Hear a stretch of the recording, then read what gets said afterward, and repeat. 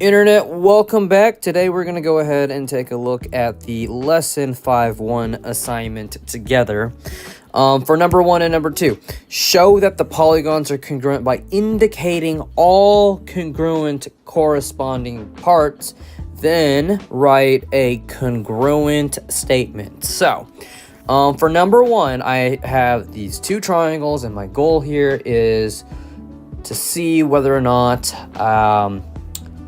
the corresponding parts are congruent, and if I meet those conditions where you have the corresponding angles congruent and the corresponding sides congruent, then I can go ahead and write a congruency statement. So we can start off with Y because it has one arc, and we can see that S has one arc, so angle X is indeed congruent to angle S. We know for sure that, what did I say? I meant to say Y, not X. So Y is congruent to S, X is congruent to R. So angle X is congruent to angle R. And then this one is the tricky one. We can see that these two angles, they share the same vertex, Z. So we know that angle Z is congruent to angle Z. Then I look at the sides. We know those two things are congruent, so segment XY is congruent to segment RS. And then we can see that segment XZ is congruent to segment RS. And then lastly, segment YZ is congruent to segment ZS or SC. I'm just going to say SC. Doesn't really matter. And there you go.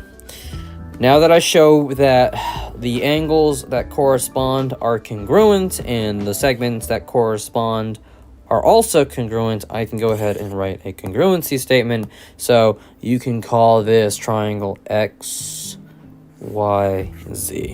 Okay, so triangle XYZ. It doesn't really matter what you call this. You can call it triangle XYZ or triangle XZY or ZXY. It doesn't really matter. But what does matter is the stuff that comes after the congruency symbol. So whatever corresponds with X, this is what you have to write. In this case, it's R, right? X is congruent to R, so it'd be triangle R, Y, so it's S right after, and then Z. And that's how you write a congruency statement. Okay, and then you're gonna go ahead and do the same thing for number 2. There is if you're wondering what symbol we use, because we use a triangle, because we had to deal with triangles, you're going to write polygon,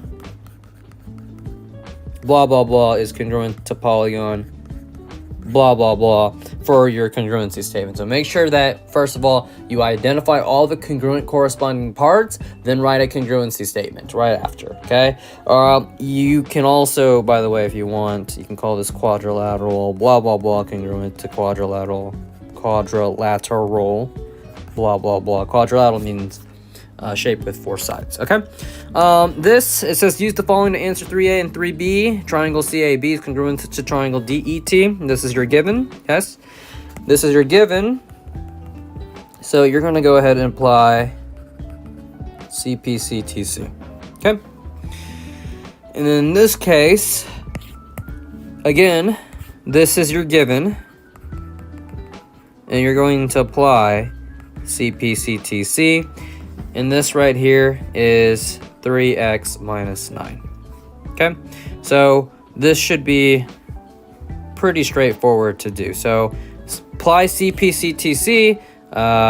The corresponding parts of congruent triangles are in congruence. So if I were to say what corresponds with L, well, that's Q, because they're both the first position of your statements.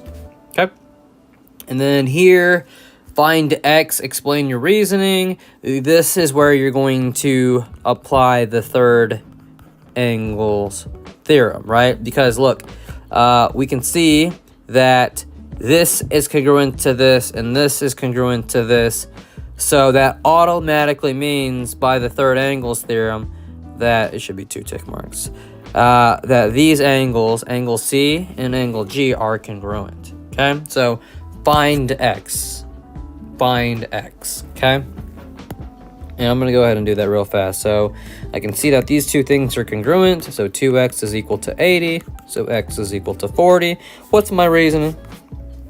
Third angle's theorem. Okay, so go ahead and do that for number 7. Polygon BCDE is congruent to polygon RSTU. Find each value. I know the CPCTC applies to triangles because it's in the name. You can also apply that with polygons as well. So apply CPCTC even though it's not a triangle. Okay, here find x and y. So we have to just know our properties in this case. So I have a bow tie problem here. I gotta find x and y. So notice that these angles here are congruent because, you know, vertical angles. So that means that if this is 40, this has to be 40. So y is 40, meaning that y is equal to 40. So you're done with this. You're already done finding y.